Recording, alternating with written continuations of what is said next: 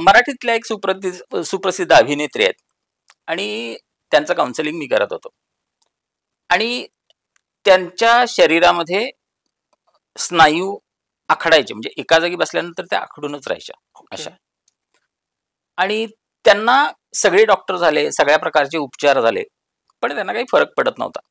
अर्थातच काउन्सिलिंग माझं त्यांनी घेतलं आणि त्यानंतर त्या क्षणाला त्यांचं जे काही आखडण होती म्हणूया आपण शरीरातली, तर ती पूर्णपणे निघून गेली एका सेशनमध्ये, एका राऊंडमध्ये.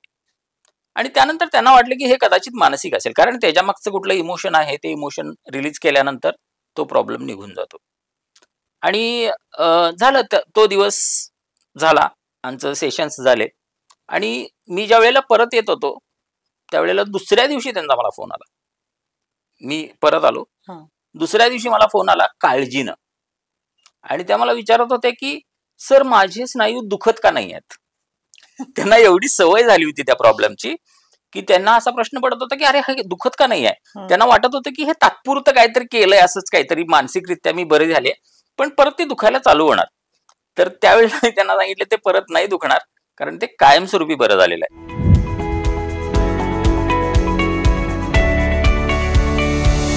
प्रत्येक माणसाची यशस्वी वाटचाल आपल्याला नेहमीच प्रभावित करते, परंतु हा सोनेरी दिवस पाहण्यासाठी त्या व्यक्तीला कठोर मेहनत, सातत्य आणि अढळ ध्येयवृत्तींनी कामं करावी लागतात. प्रसंगी प्रॉब्लेम्स येतात, अनेक अडचणी येतात, पण हे सगळे त्या आव्हानांना पुरून उरतात. अशाच दमदार व्यक्तींबरोबर मी म्हणजे भार्गवी चिरमुले आता बातचीत करणार आहे. त्यांच्या बोलण्यातून त्यांच्या आयुष्याचा प्रेरणादायी प्रवास तर आपल्यासमोर उलगडेलच, परंतु आपल्या आयुष्याला सुद्धा नवी दिशा मिळेल. चला तर मग रेडिओ सिटीच्या success iconic stories of Kolhapur with Bhargavi Chirmule या पॉडकास्टच्या माध्यमातून त्या सगळ्यांची गप्पा मारूया.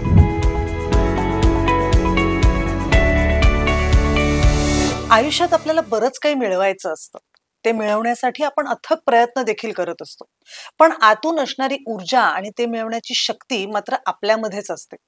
पण ती नक्की कशी ओळखायची, यासाठी आजकाल आपल्याला खूप गोष्टी आजूबाजूला ऐकायला मिळतात. मॅनिफेस्टेशन, लॉ ऑफ अट्रॅक्शन किंवा heal your body, heal your mind. पण हे सगळं नक्की काय आहे हे जर तुम्हाला नीट आणि चांगल्या पद्धतीने कळलं नाही तर कदाचित आपला त्या गोष्टींवरचा विश्वास उडतो. पण हे सगळं खरं काय आहे, यामागचं सायन्स काय आहे ते जाणून घेऊया सायंटिफिक पद्धतीनेच. अर्थात आज आपल्याबरोबर या पॉडकास्टच्या निमित्ताने गप्पा मारायला आलेत प्रोफेसर डॉक्टर दयानंद देवमोरे. आज त्यांच्याशी गप्पा मारून जाणून घेऊया हे सगळं काय आहे. नमस्कार. नमस्कार सर. तुमच्याबद्दल मी काय विचारू आणि काय बोलू, कारण तुम्ही जेवढं बोलाल तेवढंच आमच्या सगळ्या पॉडकास्ट ऐकणाऱ्या माणसांसाठी महत्वाचं आहे. पण सगळ्यात आधी महत्वाचं पहिला प्रश्न, तुम्ही तर इंजिनियर आहात, मग या विषयाकडे कसे वळलात? ओके, तर सर्वप्रथम मला हे सांगायला आवडेल की मी तुमचा फार मोठा फॅन आहे. Thank you so much. आणि तुमच्या बरोबर इंटरव्ह्यू करण्याचं, म्हणजे तुम्ही मला इंटरव्ह्यू करताय हे माझं भाग्य मी समजतो. थँक्यू. आणि तुम्ही जसा प्रश्न विचारलात की मी इंजिनियर असून सुद्धा या क्षेत्रामध्ये कसा वळलो, ऍक्च्युली तो एक कोइन्सिडन्स किंवा तो एक लॉ ऑफ अट्रॅक्शनचाच भाग आहे असं म्हणायला हरकत नाही. कारण जेव्हा मी 12वी झालो तेव्हा मला MBBS ला ऍडमिशन घ्यायचं होतं, पण माझं वय कमी असल्यामुळे मला MBBS ला ऍडमिशन मिळू शकलं नाही. पण समहाऊ म्हणजे मला लोकांचे आरोग्यविषयक प्रॉब्लेम बरे करायचे होते. पण मी इंजिनिअरिंग झालो, MTech झालो, PhD झालो, पण आता लोक माझ्याकडे येतात की सर माझी पाठ दुखते, माझी कंबर दुखते. म्हणजे समहाऊ ते मॅनिफेस्ट झालंय. आणि खरं कारण सांगायचं तर मला आवड होती या गोष्टींची. म्हणजे मी एक कोर्स केला, एक पुस्तक वाचलं सिल्वा माइंड कंट्रोल या नावाचं, आणि त्यानंतर मला त्याच्यामध्ये इंटरेस्ट निर्माण झाला आणि मग त्याचा मी अभ्यास चालू केला. आणि समहाऊ लोक माझ्याकडे येत गेले, त्यांना मी सांगत गेलो, त्यांना रिझल्ट येत गेले आणि मग ते माझं पॅशन बनलं नंतर. मुळात मी एक पुस्तक, असं तुम्ही एक वाचलं तसं माझं एका पुस्तकाने माझं आयुष्य खूप बदललं होतं. दॅट इज लुई हेचं पुस्तक होतं, you can heal your life. You can heal your life. त्या पुस्तकानंतर मला एक कळलं, आणि मी तोपर्यंत योगाभ्यास पण केला होता. त्याच्यामध्ये आम्हाला हे सांगितलं होतं की प्रत्येक आजार हा एक सायकोसोमॅटिक डिझीज असतो. करेक्ट. तुमच्या मनात तिथनं तो जास्त वाढतो. काही माणसं आपण आजूबाजूला बघतो की कॅन्सर सारख्या दुर्धर आजारातनं पण हसत खेळत बाहेर येतात. आणि काही माणसं साधं ताप, सर्दी, खोकला झाला तरी सुद्धा इतके हंतरुणाला खेळतात की माझ्या मते आयुष्याकडे बघण्याचा दृष्टिकोनच ते ठरवतं. त्यामुळे सायकोसोमॅटिक डिझीज हा प्रत्येक आजार आहे. अगदी बरोबर. या सगळ्यामध्ये तुमचं जे मी वाचलं बायोडेटा किंवा तुमची जी माहिती, त्याच्यात एक खूप छान शब्द होता की तुम्ही मनोविकास तज्ञ करताय. तो विकार नसून तो विकास आहे. विकास म्हणजे आपण ज्याला म्हणतो प्रगती आहे, त्याच्यामधनं आशेचे किरण आहेत. हा नक्की काय प्रकार आहे, मला ऐकायला खूप आवडेल. ऍक्च्युली तुम्ही जसं लुईएल हे पासून सुरुवात केलीत तर त्याच विषयापर्यंत येतो आणि त्यानंतर मनोविकास म्हणजे काय ते मी सांगतो. बेसिकली आपण सगळेजण विचार करतो. असं म्हटलं जातं की दिवसाकाठी आपण 65 ते 70 हजार विचार करतो आपण सगळेजण. आणि त्यातले 90% विचार हे तसं सो कॉल्ड नेगेटिव्ह थॉट्स असतात. आता मी सो कॉल्ड असं का म्हणालो त्याचं कारण सांगतो. कारण विचार हे पॉझिटिव्ह आणि निगेटिव्ह कधीच नसतात. म्हणजे उदाहरणार्थ मी जर तुम्हाला असं नव्हे पण मी एक 10 लोक घेतले आणि त्या 10 लोकांना एक विचार करायला सांगितला की तुम्ही सगळेजण करोडपती आहात. तर 10 जण तो विचार कुठल्या पद्धतीने घेतील हे सांगता येत नाही. म्हणजे 10 जणातले काही जण विचार असा करतील की नाही माझी लायकी नाही आहे ती किंवा मला ते मिळू शकत नाहीत. काही जण खरोखरच त्या व्हायब्रेशनला व्हायब्रेट होतील. म्हणजे एकच विचार पण तो प्रत्येकाच्या दृष्टीने वेगवेगळा असेल. म्हणजे मी एक कॉमन असं एक उदाहरण मी नेहमी देतो की भारत ऑस्ट्रेलिया मॅच आहे आणि कुणीतरी माझा मित्र म्हणाला की ऑस्ट्रेलिया जिंकली पाहिजे. जिंकणं हा पॉझिटिव्ह थॉट आहे की निगेटिव्ह थॉट आहे? जिंकणं हा तर पॉझिटिव्ह थॉट आहे पण ऑस्ट्रेलिया जिंकली पाहिजे हा कदाचित आपल्या दृष्टीने निगेटिव्ह थॉट आहे. करेक्ट. म्हणजे ते प्रत्येक व्यक्ती सापेक्ष आहे. म्हणजे विचार सकारात्मक नकारात्मक असणं हे व्यक्ती सापेक्ष आहे. विचाराला आपण असं लेबल लावू शकत नाही की हा पॉझिटिव्ह हा निगेटिव्ह. मग त्याच्या मागचं काय हे आहे कारण तर थॉट बिहाइंड द थॉट ज्याला आपण म्हणतो, ज्याला आपण इमोशन्स म्हणतो. तर इमोशन्स पॉझिटिव्ह आणि निगेटिव्ह असतात. ओके. म्हणजे एखादा विचार केल्यानंतर आपल्या आतून कुठल्या प्रकारचे व्हायब्रेशन्स बाहेर पडतात इमोशनचे, तर ते पॉझिटिव्ह किंवा निगेटिव्ह असू शकतात. आणि पुढं आणखीन एक असा गैरसमज आहे की नेहमी आपण सकारात्मक विचार केला पाहिजे. तर मला नाही असं वाटत की प्रत्येकाने सकारात्मक विचार केला पाहिजे. कारण नकारात्मकता ही एक मोटिवेटर आहे. ती एक सर्व्हायव्हल मेकॅनिझमचा भाग आहे. म्हणजे एखाद्या व्यक्तीला भीती वाटायची बंद झाली तर ती व्यक्ती कधीही मरू शकते. रस्त्यावरून चाललाय, समोरून गाडी आली, भीतीच वाटली नाही. भीती वाटणं गरजेचं आहे. बरोबर. बरेच पालक माझ्याकडे मुलांना घेऊन येतात आणि सांगतात की सर परीक्षा जवळ आली तरी याला टेन्शन येत नाही, या गोष्टीचं आम्हाला टेन्शन आहे. म्हणजे त्यांची इच्छा अशी असते की मुलांना टेन्शन आलं पाहिजे. बरोबर. म्हणजे टेन्शन येणं हे एक प्रकारचं मोटिवेशन आहे. जर आपल्याला कुठलंच म्हणजे आपण एखादी गोष्ट का करतो तर 2 गोष्टीमुळे करतो. एक तर आपल्याला कुठली तरी थ्रेट असते किंवा आपल्याला कुठलं तरी पॉझिटिव्ह मोटिवेशन असतं. म्हणजे नेगेटिव्हिटी हा अविभाज्य घटक आहे आपल्या आयुष्याचा. मग असं का म्हटलं जातं की नेगेटिव्ह आपल्यामध्ये नसायला पाहिजे आणि पॉझिटिव्ह असलं पाहिजे आपण? तर all the emotions are valid emotions. True. म्हणजे तुम्हाला राग आला पाहिजे, भीती वाटली पाहिजे, सगळे इमोशन्स व्हॅलिड आहेत unless and until they are flowing. Emotion आलं आणि निघून गेलं तर कुठलंही इमोशन व्हॅलिड आहे. पण ते आलं आणि मुक्कामाला राहिलं तर प्रॉब्लेम आहे. मग त्याच्यावरतीच लुईएल ह्याचं हे आहे. तर हे जे इमोशन्स आहेत जे लहानपणापासून अनेक वर्षांपासून अनेक दिवसांपासून आपल्या आतमध्ये पडून आहेत तर त्याच्यामुळे आपला प्रेशर कुकर होतो आणि ते इमोशन कुठल्या तरी प्रॉब्लेमच्या स्वरूपात फुटतात. म्हणजे लहानपणी कदाचित तुमच्या आईने तुम्हाला म्हटलेलं असतं की तुला पैसे कधीच सांभाळता येणार नाहीत किंवा आपल्याकडे पैसे नाही आहेत किंवा माणुसकी श्रेष्ठ आहे पैशापेक्षा, असे काहीतरी विचार आपल्याला ऐकवले गेलेले असतात. बायनरी विचार आपण ऐकतो. पैसा आणि माणुसकी दोन्ही श्रेष्ठ आहेत असं कोण सांगत नाही आपल्याला. पैशापेक्षा माणुसकी श्रेष्ठ आहे असं का म्हटलं जातं मला अजूनही माहित नाही. मग आपण असं म्हणत नाही की जेवणापेक्षा माणुसकी श्रेष्ठ आहे.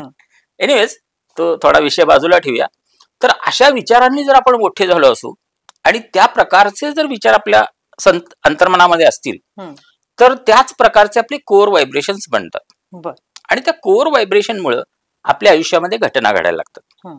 म्हणून मला असं म्हणायचंय की आपलं जर आउटर वर्ल्ड बदलायचं असेल तर आपलं इनर वर्ल्ड बदलणं हे गरजेचं आहे. जे अनप्रोसेस्ड इमोशन्स आहेत ते पूर्ण त्याचा निचरा करणं गरजेचं आहे. बरोबर. आणि ते निचरा करण्याचं काम यालाच मी मनोविकास म्हणतो. बर. आणि म्हणून मी त्याच्या वेगवेगळ्या टेक्निक्स शिकवतो किंवा करवून घेतो. ते कसे ओळखायचे, कसे काढून टाकायचे, याबद्दल मी लोकांना काउन्सिलिंग करतो. म्हणून मी मनोविकास तज्ञ असं लावतो. पण सर, हे काउन्सिलिंग जे आहे हे काय काय प्रकारचं असू शकतं? म्हणजे याचे काय प्रकार आहेत काउन्सिलिंगचे? म्हणजे जसं पास्ट लाईफ रिग्रेशन आहे हो, किंवा याला असे कुठले कुठले प्रकार आहेत मग? म्हणजे आम्हा सर्वसामान्यांना कळण्याच्या येस अँगल. येस मी बऱ्याच गोष्टी प्रॅक्टिस करतो, पण प्रामुख्याने मी EFT प्रॅक्टिस करतो. EFT is emotional freedom techniques. Emotional freedom freedom techniques. Okay. म्हणजे ही अशी प्रोसेस आहे, याला निडललेस ॲक्युपंक्चर असं सुद्धा म्हटलं जातं. म्हणजे ही एक अशी प्रोसेस आहे की जी म्हणजे ज्याचा सक्सेस रेट तुम्ही म्हणाल तर फार जबरदस्त आहे. कारण एखाद्या गोष्टीवरती काम करण्यासाठी अनेक गोष्टी, अनेक पद्धती सांगितल्या जातात. म्हणजे समजा एक शारीरिक प्रॉब्लेम आहे, तर तो शारीरिक प्रॉब्लेम बरा करण्यासाठी कुठल्या कुठल्या पद्धती आहेत? तर प्रत्येक पद्धतीला एक प्रिन्सिपल असतं आणि त्याप्रमाणे त्याचं उपचार पद्धती असते. म्हणजे शारीरिक उपचार पद्धती सगळ्यात पहिल्यांदा, म्हणजे शरीरामध्ये जर आपल्याला पित्ताचा त्रास झाला असेल तर ते एक केमिकल प्रॉब्लेम म्हणून ट्रीट करणं म्हणजे फिजिकल. मग त्याला अँटासिड द्या, म्हणजे फिजिकली एखाद्या प्रॉब्लेम वरती उपचार करणं. मग याच्यामध्ये काय काय येतं? सगळ्या पॅथीज याच्यामध्ये येतात. योगासन करणं, प्राणायाम करणं, सूर्यनमस्कार घालणं, डाएट करणं, चालणं, पळणं, ह्या सगळ्या गोष्टी त्याच्यामध्ये येतात, ज्याच्यामध्ये आपण फिजिकल ऍक्टिव्हिटीजनी फिजिकल प्रॉब्लेम बरा करण्याचा प्रयत्न करतो. त्याच्यामध्ये टॅबलेट्स घेणं पण येतं. दुसऱ्या प्रकारच्या पद्धतीमध्ये असं सांगितलं जातं की तुमच्या इमोशन्समुळे सगळे आजार होतात. मग त्याच्यासाठी ते इमोशन बदलण्याचा उपचार सांगतात. मग त्याच्यामध्ये हास्य, म्हणजे हास्य थेरपी बद्दल तुम्ही ऐकलं असेल, बरेच लोक वापरतात ती गोष्ट. Yes yes. किंवा अरोमा थेरपी आहे, ज्याच्यामुळे इमोशन्स आपले बदलू शकतात, किंवा बॅच फ्लॉवर रेमेडीज वगैरे आहेत. तर त्या सगळ्या भावनांवरती काम करणाऱ्या पद्धती आहेत. तिसरी मेथड सांगते की तुमच्या विचारांमुळे सगळे आजार निर्माण होतात, त्यामुळे विचारांमुळे ते बरे होऊ शकतात. मग त्याच्यामध्ये हिप्नोथेरपी, गायडेड मेडिटेशन्स, व्हिज्युअलायझेशन्स या पद्धती येतात. त्यानंतरच्या पद्धती म्हणतात की एनर्जी आहे तुमचं शरीर म्हणजे, आणि ती तुमच्या शरीरामध्ये एनर्जीमध्ये निर्माण झालेला ब्लॉकेज म्हणजे प्रॉब्लेम आहे. मग त्याच्यावरती एनर्जीने उपचार करणं हा प्रकार असतो त्यांच्यात. मग रेकी असेल, प्राणिक हिलिंग असेल, किंवा जे ऊर्जेवरती काम करणाऱ्या चक्रा हिलिंग वगैरे असेल, तर ह्या सगळ्या एनर्जीवरती काम करणाऱ्या पद्धती आहेत. त्यानंतर येतात मेरिडियन थेरपीज. याच्यामध्ये आपल्या शरीरामध्ये एका विशिष्ट मार्गाने आपल्याला बरं करणारी जी ऊर्जा आहे ती वाहते, असं तत्वज्ञान आहे. म्हणजे आपल्या शरीराला बरं कोण करू शकतं? आपलं शरीरच बरं करू शकतं. बाकी सगळ्या गोष्टी त्याला फक्त आणि फक्त मदत करू शकतात. तर ही जी मेरिडियन मधून वाहणारी ऊर्जा आहे ती आपल्या शरीरावरती काही ठिकाणी सरफेसला येते, आणि ज्या ठिकाणी ती सरफेसला येते त्या ठिकाणी काहीतरी केलं जातं. मग काही काही उपचार पद्धतीमध्ये ते पॉइंट प्रेस केले जातात, ॲक्युप्रेशर, पंक्चर केले जातात. ॲक्युपंक्चर फक्त टच केले जातात, जिन्शिन जुत्सू, आणि ज्यावेळी त्याच्यावरती टॅपिंग केलं जातं त्यावेळी त्याला EFT म्हणतात. आणि सगळ्यात शेवटची जी हिलिंग मोडॅलिटी आहे ती स्पिरिच्युअल हिलिंग. म्हणजे तुम्हाला असणारा प्रॉब्लेम तुमच्या ग्रहताऱ्यांच्या स्थितीमुळे निर्माण झालाय, मागच्या जन्मातल्या काहीतरी तुमच्या ब्लॉकेजेसमुळे निर्माण झालाय, किंवा हे व्रत करा, हे वैकल्य करा, ही पूजा घाला, हे हवन करा, हे उपचार त्याच्यामध्ये असतात. तुमच्या नावामध्ये बदल करा, सहीमध्ये बदल करा, या पद्धतीचे उपचार त्याच्यामध्ये असतात. नावामध्ये बदल करा, न्यूमरोलॉजी वगैरे. तर ते स्पिरिच्युअल हिलिंग मध्ये येतं. आणि प्रत्येक मोडॅलिटीचे हजारो टेस्टिमोनियल्स आपल्याला सापडतात. म्हणजे तुम्हाला प्रत्येक जण एक ना एक तरी व्यक्ती सांगते की हे मी वापरलं आणि माझ्या आयुष्यात बदल झाला. पण आश्चर्याची गोष्ट अशी आहे की या सगळ्याचे एवढे जरी टेस्टिमोनियल्स असले तरी प्रत्येकाला ती मेथड लागू पडते असं नाही. म्हणजे साधं मगाशी आपण ऍसिडिटीचं उदाहरण घेतलं, तर ऍसिडिटी झाली तर ऍसिडिटीसाठी 10 प्रकारच्या गोळ्या आपल्याला मिळतात बाजारात. म्हणजे आजीबाईच्या बटव्यापासून ॲलोपॅथीच्या डॉक्टर, अगदी. आणि ॲलोपॅथीमध्ये पण 10 प्रकारच्या गोळ्या. ऍब्सोल्युटली. म्हणजे सगळ्यांना सिव्हिरिटी बघून दिलं जातं. अगदी बरोबर. कोणाला अगदी बेसिक गोळी चालते तर कोणाला खूपच मोठी गोळी घ्यावी लागते. आणि त्यात पण मग व्यक्ती सापेक्ष त्या पण आहेत गोळ्या पण. म्हणून मी या सगळ्या पद्धतीचा जेव्हा अभ्यास केला त्यावेळी माझ्या असं लक्षात आलं की ज्याचा मॅक्झिमम सक्सेस रेट आहे मी कुठल्याही पॅथीला नावं ठेवत नाही किंवा कमी लेखत नाही आहे, पण मला पर्सनली ज्याचा सगळ्यात जास्त अनुभव आला ती आहे EFT, ज्यानं Emotional. मेरिडियन थेरपी आहे, निडललेस ॲक्युपंक्चर म्हटलं जातं, आणि आपल्या शरीरातले काही पॉइंट टॅप करून आपल्या भावनांचा निचरा करून आपण आपला कुठलाही आजार बरा करू शकतो काही मिनिटामध्ये. मला असं वाटतं ह्याची तर आजकाल सगळ्यांनाच गरज आहे, कारण आजकाल सगळेच इमोशनली खूप वल्नरेबल झालेत. त्याच्यानंतर म्हणजे साधी गोष्ट असेल, आता एखादी रिक्षा आणि एखाद्या गाडीची धडक झाली तर माणसं इतकी इमोशनल आपल्या कोशंट हाय झालेत की मारामाऱ्या भांडणं कोणी एकमेकांना माफ करून पुढे जात नाही अगदी बरोबर. बरेच वेळेला. म्हणजे आता माझ्या बाबतीत किस्सा सांगते. एकदा एक गाडी होती आणि मी सिग्नलला उभी होते आणि मागनं गाडी येऊन ठोकलं माझ्याकडे प्रॉपर सिग्नलला, म्हणजे बाई ड्रायव्हर आहे म्हणून नाही सांगत, मी प्रॉपर सिग्नलला उभी होते, अच्छा. मागनं गाडी आली आणि ठोकलं. मी खूप चिडले. मी गाडीतनं उतरले आणि मी पाहिलं तर तो माणूस तो घाबरला होता, कारण त्याच्याबरोबर गाडीत बाळ आणि बायको होती. ओ ते बाळ पुढे बसलं होतं. ओ ते ते चित्र बघितल्यानंतर माझं एकदम राग इमोशनल निवडला. सगळंच गेलं आणि माझं पहिलं असं झालं त्या बाळाला काही झालं नाही. बरोबर बरोबर. माझ्या गाडीचं नुकसान आय अंडरस्टँड, पण मला असं झालं त्याही पेक्षा महत्वाचं त्या बाळाची तब्येत आहे. अगदी बरोबर. त्या बाळाला काही आवाजाने किंवा दचकून किंवा डॅशबोर्डला आपटून तर मी माझ्या गाडीतलं पाणी बिणी त्या बाळाला दिलं. सो हा इमोशनल कोशंट जो आहे तो काही वेळेला माणसाच्या सत्सद विवेक बुद्धीवर खूप हावी होतो आणि बरोबर. माणूस वेगळाच वागतो. आणि हे मनोविकार आज आपल्याला समाजामध्ये खूप अगदी बरोबर. दिसत आहेत. म्हणजे सकाळीच आम्ही एका डॉक्टरांशी बोललो की ते म्हणाले की आजकाल या सोशल मीडियामुळे गुन्हेगारीचं प्रमाण खूप वाढलंय. अच्छा. म्हणजे मध्ये एक केस मी पण वाचली होती की आईनी मुलाला सांगितलं की हा गेम तू खेळू नकोस आणि हम्म. त्याबद्दल आई खूप ओरडली. हम्म. त्या मुलाने आईला मारून टाकलं. ओ बर. इथपर्यंत सोशल मीडियाच्या अच्छा. इम्पॅक्टमुळे हे मनोविकार वाढतायत. मग हम्म. आपल्याकडच्या अशा कुठल्या टेक्निक्स आहेत का जेणेकरून आपण या तरुण पिढीला या हे जे व्यसन लागलंय हे ड्रग्स पेक्षा पण भयंकर आहे, कारण आता हे प्रत्येकाच्या हातात आहे. ह्याच्यासाठी फार पैसा खर्च नाही करावा लागत आहे डॉक्टर. हम्म. तुम्ही 300 रुपये महिना आणि बरोबर. अनलिमिटेड डेटा बरोबर. टू सर्फ आणि Right. एव्हरीथिंग. आपल्याकडे अशा काही टेक्निक्स आहेत का की जेणेकरून हे प्रमाण आणि कॉन्सन्ट्रेशन आणि ही जी एनर्जी आहे ती पॉझिटिव्हली आपण टर्न करू शकतो कुठेतरी? ओके. तर तुम्ही आता जो विषय काढलात की सोशल मीडिया, हम्म. म्हणजे सर्वसाधारण आमचं बालपण किंवा आपलं बालपण जर आपण आठवलं तर त्यावेळेला जी मनोरंजनाची साधनं होती तर फारच कमी होती. म्हणजे छायागीत, चित्रहार, रंगोली, अगदी अगदी शक्तिमान वगैरे या अगदी गोष्टी. करेक्ट. आता झालंय असं की आपल्या मेंदूमध्ये 4 प्रकारचे केमिकल्स असतात की ज्याच्यामुळे आपल्याला आनंद होतो. त्यातलं एक केमिकल नोटोरियस आहे, ज्याला डोपामाइन म्हटलं जातं. बरोबर. तर हे डोपामिन हे दुधारी शस्त्र आहे.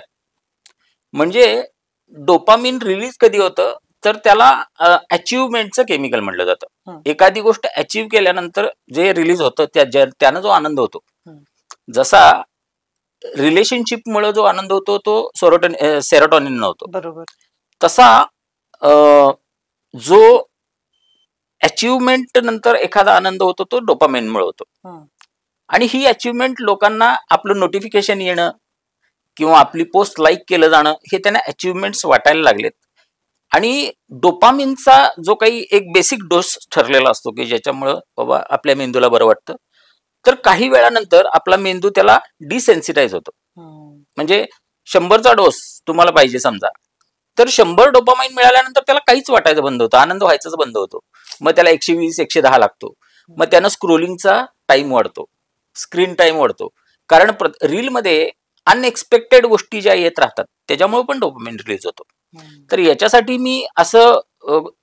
खरं तर चेंज होण्याची तयारी असणं ही पहिली पायरी आहे. जर एखाद्या व्यक्तीला ते मान्यच नाही आहे की माझ्यामध्ये हा प्रॉब्लेम आहे आणि तो मला बरा करायचा आहे, तर मग आपण काहीच करू शकत नाही.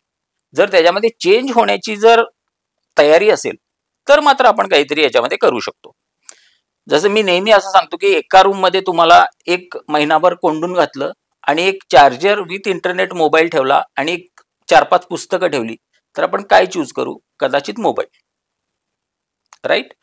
म्हणजे लोकांमध्ये वाचणं ही सवय वाढणं गरजेचं आहे. तर त्याच्यासाठी आपण EFTचा पण वापर करू शकतो या गोष्टींसाठी. आणि प्लस काही गोष्टी त्यांनी पाळणं गरजेचं असतं. म्हणजे जसं की काही बंधनं स्वतःवरती लादून घेणं गरजेचं असतं की दिवसाला मी 5 पानं वाचेन किंवा झोपण्याआधी 1 तास मोबाईल बाजूला ठेवेन. तर ह्या नियमांसहित वागून आपण EFTचा वापर करून यातून बाहेर पडू शकतो. सर, तुमची एखादी नाव न सांगता आम्हाला अशी एखादी इंटरेस्टिंग केस सांगा ना, ज्यातनं आम्हालाही खूप शिकता येईल, तुम्हालाही शिकता आलं, कारण शिकणं ही प्रोसेस आहे. तुम्हालाही शिकता आलं आणि एखाद्या गोष्टीने तुम्हाला कदाचित खूप आतून म्हणजे असं हलवून टाकलं असेल. अशा कुठली असेल तर आम्हाला सांगा ना. मराठीतल्या एक सुप्रसिद्ध अभिनेत्री आहेत आणि त्यांचं काउन्सिलिंग मी करत होतो आणि त्यांच्या शरीरामध्ये स्नायू आखडायचे, म्हणजे एका जागी बसल्यानंतर त्या आखडूनच राहायच्या अशा. आणि त्यांना सगळे डॉक्टर झाले, सगळ्या प्रकारचे उपचार झाले, पण त्यांना काही फरक पडत नव्हता. अर्थातच काउन्सिलिंग माझं त्यांनी घेतलं आणि त्यानंतर त्या क्षणाला त्यांचं जे काही आखडण होती म्हणूया आपण शरीरातली, तर ती पूर्णपणे निघून गेली एका सेशनमध्ये, एका राऊंडमध्ये. आणि त्यानंतर त्यांना वाटलं की हे कदाचित मानसिक असेल, कारण त्याच्या मागचं कुठलं इमोशन आहे, ते इमोशन रिलीज केल्यानंतर तो प्रॉब्लेम निघून जातो. आणि झालं, तो दिवस झाला, आमचं सेशन्स झाले आणि मी ज्या वेळेला परत येत होतो त्यावेळेला दुसऱ्या दिवशी त्यांचा मला फोन आला. मी परत आलो, दुसऱ्या दिवशी मला फोन आला काळजीनं, आणि त्या मला विचारत होते की सर, माझे स्नायू दुखत का नाही आहेत. त्यांना एवढी सवय झाली होती त्या प्रॉब्लेमची की त्यांना असा प्रश्न पडत होता की अरे हे दुखत का नाही आहे. त्यांना वाटत होतं की हे तात्पुरतं काहीतरी केलंय, असंच काहीतरी मानसिकरित्या मी बरे झाले, पण परत ते दुखायला चालू होणार. तर त्यावेळेला मी त्यांना सांगितलं ते परत नाही दुखणार, कारण ते कायमस्वरूपी बरं झालेलं आहे. म्हणजे त्याच दिवशी त्यांचे वडील पण आले होते आणि त्यांची पाठ दुखत, अनेक वर्षांपासून पाठ दुखत होती, आणि त्यांना पण असा चमत्कारिक अनुभव आल्यानंतर म्हणजे त्यांना पण फार आश्चर्य वाटलं आणि अजूनही त्यांची पाठ दुखत नाही किंवा त्यांना तो प्रॉब्लेम नाही आहे. नक्कीच. सर, आर्थिक भरभराटीसाठी सुद्धा किंवा तुमच्या आर्थिक गोष्टींसाठी सुद्धा ही टेक्निक काम करते? अगदी. EFTला ट्राय ऑन एव्हरीथिंग म्हटलं जातं. ओके. म्हणजे कुठल्याही गोष्टीसाठी तुम्ही ट्राय करा. बेसिकली मी तुम्हाला आता कुठल्याही प्रॉब्लेमसाठी ही का वापरली जाऊ शकते त्याच्या मागचं कारण सांगतो. प्रत्येकाचे आपले कोर व्हायब्रेशन्स असतात. कोर व्हायब्रेशन्स म्हणजे काय असतात, म्हणजे DNA कोडिंग. म्हणजे प्रत्येकाची सक्सेसची डेफिनेशन वेगवेगळी असते. आता तुम्हाला विचारलं तर तुम्हाला सिने क्षेत्रात टॉपला जाणं हे तुमचे ऍस्पिरेशन्स असतील. माझ्या क्षेत्रात पुढे जाण्याची मला ऍस्पिरेशन असेल. माझं DNA प्रोग्रामिंग ऑलिम्पिक मध्ये जाऊन गोल्ड मिळवायचं नाही आहे.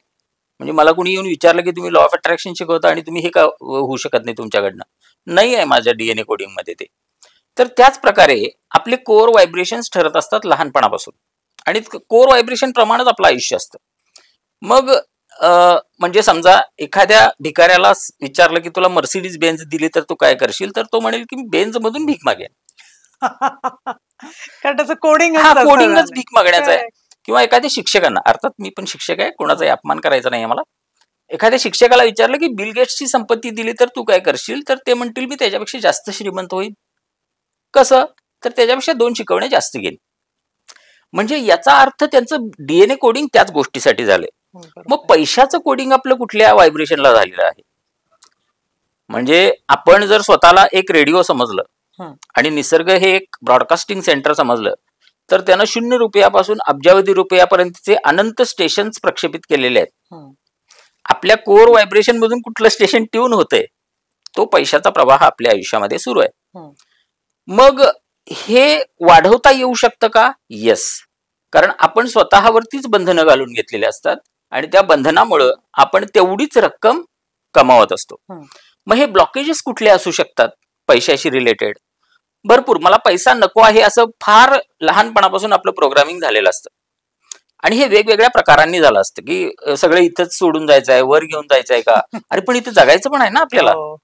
म्हणजे मी नेहमी असं म्हणतो की रस्त्याच्या कडेला बसून रडण्यापेक्षा BMW मध्ये बसून रडा. रडायचंच आहे ना, तर BMW मध्ये बसून रडा. म्हणजे आपल्याला आर्थिकदृष्ट्या म्हणजे पैसा तर पाहिजे असतो, पण आपण त्याला आतून नाकारत असतो, तर आपलं कोर व्हायब्रेशन त्याला नाकारत असतं. तर हे म्हणजे इच्छा एक आहे आणि भावना वेगळी आहे. याला काउंटर इंटेन्शन्स म्हटलं जातं.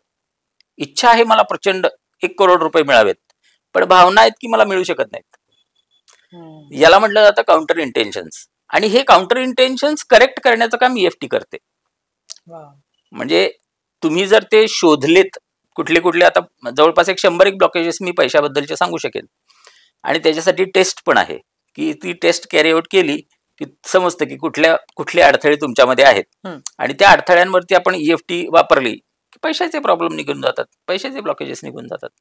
वाव, हे इंटरेस्टिंग आहे की तुमचं आपलं कोडिंगच तसं झालेलं असतं. मग अशी आपण बोललो Yes. तसं की पैशापेक्षा माणूस महत्वाचा आहे हो. आणि हे ते, त्यामुळे आपण कुठेतरी ते एक आपल्या डोक्यामध्ये आपण ते करत राहतो कुठेतरी सबकॉन्शियस बरोबर. आणि हे सगळीकडून बोंबार्डिंग झालेलं आहे. म्हणजे माध्यमातून, आई वडिलांकडून, नातेवाईकांकडून पैशाच्या मागे लागू नको आपण. म्हणजे आपला सगळा सच्चाईचा पैसा, आणि सच्चाईचा पैसा म्हणजे कमीच पाहिजे, हे एक आणि प्रोग्रामिंग असतं. हलका पैसा नको हा, हलका पैसा नको. म्हणजे हे आपण काय गुन्हेगारी व्हा असं म्हणतच नाहीच आहे ना. पण नक्कीच आपण नाही. चांगल्या फेअर मार्गाने पैसा कमवू शकतो, या गोष्टीवरती माणसांचा विश्वासच नाही.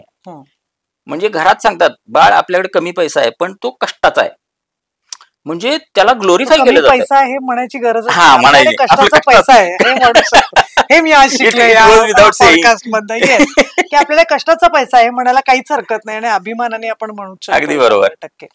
सर, इमोशनल आपण जे म्हटलं की आपल्याला फ्रीडम हवंय किंवा त्याच्यासाठी आपण प्रयत्न करतो, मग आजारांमध्ये याचा किती इफेक्ट होतो? 100% इफेक्ट होतो. म्हणजे मॅक्झिमम इमोशन्स हे आपल्या म्हणजे मॅक्झिमम आजार आपल्या इमोशनमुळे निर्माण होतात. मगाशी तुम्ही सायकोसोमॅटिक हा शब्द वापरला त्यासाठी, आणि ते अगदी बरोबर आहे. म्हणजे आपल्या मराठीमध्ये काही म्हणी पण आहेत की पित्त खवळलं म्हणतो आपण. बरोबर. पित्त खवळणं याचा अर्थ राग येणं. बरोबर.